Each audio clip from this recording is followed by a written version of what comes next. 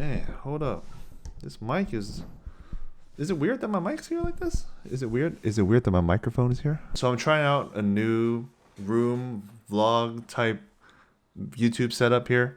Got a little fish. Everyone on YouTube got these little neon signs. Decided to get a fish. Is it a goldfish or is it a whale? Hopefully this is not distracting too, because this is kind of in your face, in my face. What's going on, guys? Welcome back to the channel. In today's video, I'm going to be giving you guys an update on the bikers. I know like 80% of you guys are here because of my bikers. I know a lot of you guys asked me for biker content. I don't know how, but my channel turned into a biker channel. So let me go ahead and give you guys a breakdown of the biker setup. If you're new to the channel or if you're unfamiliar with the specs, the actual tank itself is about 5 feet by 18.5 by I think like 24 high. I think it's around like 100 gallons or something, and it's filtered with a 40-gallon sump that's half filled with K1 and the other half is plants. Those plants include Java fern, moss, anubias, water lettuce, anacris, hornwort, subwassertane, Java moss. It's a whole bunch of easy plants that's on that side, and it just helps with the nitrate and stuff. There was also pothos, but that area doesn't have enough light to grow it, so I ended up taking it out. This section also houses Taiwan bee shrimps, cherry red shrimps, sakuras, nearite snails. Pretty much these critters are here to help break down organisms and random things that get into the sump that I can't get to without destroying the tank. And at one point in time when I had little fish in here, they also bred and had little baby fish, and some of it actually got into the tank. I'll get to that in a little bit, but that's pretty much what I have in the sump. And then this whole thing is powered by 800-gallon-per-hour pump. It pretty much just lifts water from the 40-gallon, pushes it up to the biker tank, then that overflows back into the 40-gallon sump, and it's just a big cycle. So now that we cover the setup, let me go ahead and cover the Polypterus. So in this tank I have 5 bikers, 2 of them being Enleys and 3 of them being Laps. The 2 Laps are captive bred, the other one's either a wild caught or a really early generation captive bred. It looks a little bit different than my other 2. I know my other 2 for sure are captive bred because first off, their size, their growth rate, their head shape, and the one that I suspect to be wild caught, it looks just so much more aggressive. And I ran it through a bunch of forums, and a whole bunch of you guys actually told me about this, that yeah, it just might be early captive bred or it's just wild caught. It's straight up wild caught. That I don't know. Hopefully it is a captive bred because I want to keep it forever. I don't want it to exceed the whole wild caught size and stuff. When it's captive bred, they usually stay a little bit smaller, so I'll be able to keep them in this tank for a while. The other 2 Enleys are for sure captive bred. They're not going to get to the wild caught size, and they're going to be good in this tank.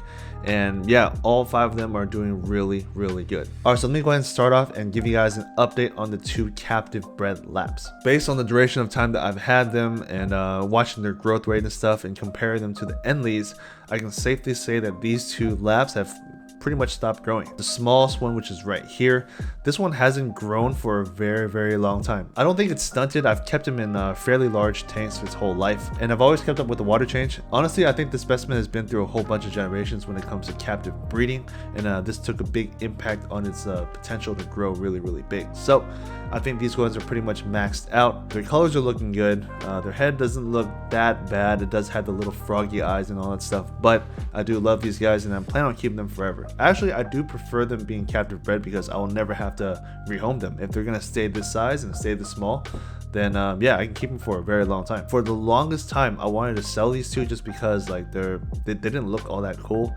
They obviously didn't look as cool as the WC, but yeah, ever since putting them on Garnet, everything changed, and yeah, I think they look great for being captive bred. So next, let's go ahead and cover the 2 Enleys. I can honestly say that these 2 Enleys is literally the glue to this biker group, this biker set. So the biggest biker is right here. It is the nicest when it comes to contrast.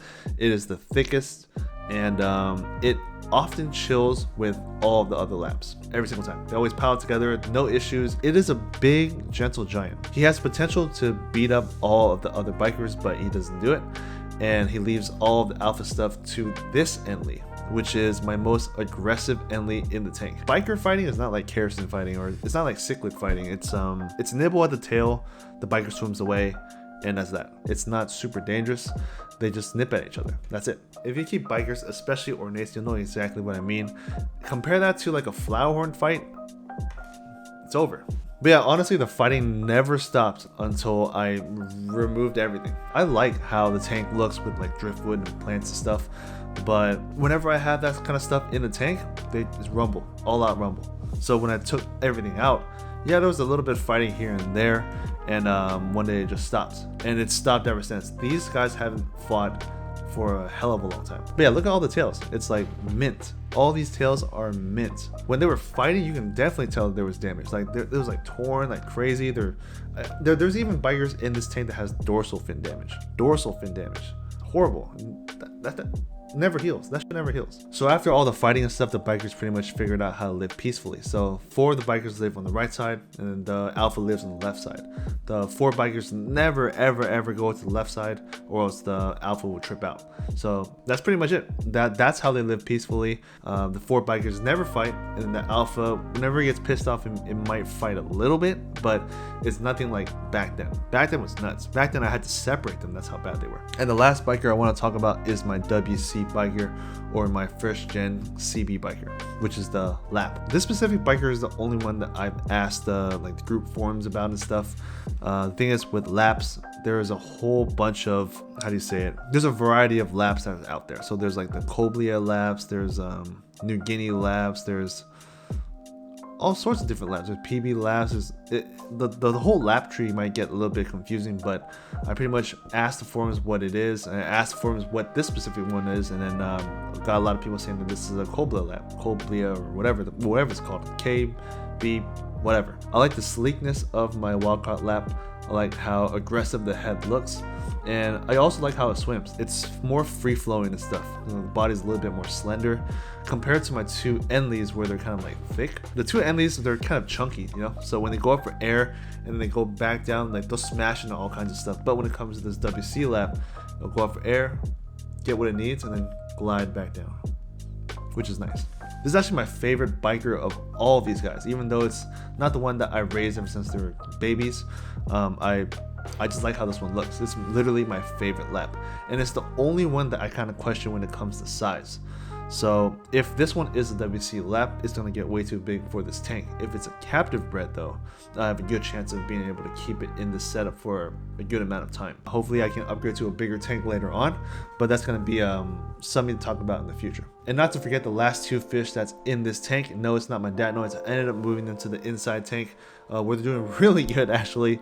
These 2 datnoids blew up. How fast these datnoids grew in this tank compared to my biker tank is crazy. So they're doing way better in the inside tank with all the other cichlids and stuff. But what I have in here are the 2 Geophagus Savenis. They're helping me out with cleaning up the substrate. I don't have like random fish food laying around and stuff. I don't know if it's the Geos that's helping me eat all these snails that's in the biker tank, or if it's them cleaning up all the excess food that these bikers spit out whenever they eat. That usually feeds pest snails. But the Savenis is doing a great job with my cleanup, and they look great doing it. Like I said before, when it comes to cleanup crews, I love fish that look really good when they're doing their job. I think they're both males, but at the same time I think they're trying to breed. What they're doing is they're kind of digging up like little holes in the substrate, and they're defending it. I think it's to kind of attract females in there and stuff. So whenever a biker comes by, the Geo would attack the biker, but it's not really like a crazy attack because it's a small fish. It just kind of goes like this. So let me go ahead and give you guys a surprise tank mate update for these guys. I actually have 4 Ember Tetras in this tank. I don't know how they got in there. Either my pops put them in, or they somehow got in there through the pump. But they're just chilling in there. They were the offspring of my old Ember Tetras, and they're surviving. The Geos don't attack them. They're too small for the bikers to eat. I've been thinking about adding in more Ember Tetras, so it's like a shoal of them. I think it looked pretty sick with the bikers, and then the 2 Geos, and then a big group of small fish just swimming around the tank. I think that looked pretty sick, but at the same time, buying a bunch of Ember Tetras is kind of expensive. I think each one in my area is about like $3 to $4, so if I wanted to get like 20 of them or like 30 of them, it's gonna be expensive. So it's definitely something that I've been thinking about, but at the same time I do want to look out for the fish's safety. I don't want to get them if my Geos are gonna eventually kill them. So I'm just gonna wait and see how these 4 do. After a month or something, if these 4 are still there, I might add like 2 more and 3 more and 4 more, just continuously add on to the shoal and see what happens. So that's pretty much all I have for today's video. You're probably not gonna see us until the end of November, early December, so hope you guys have a happy holidays and stay safe out there. Stay tuned for the next one, and peace guys.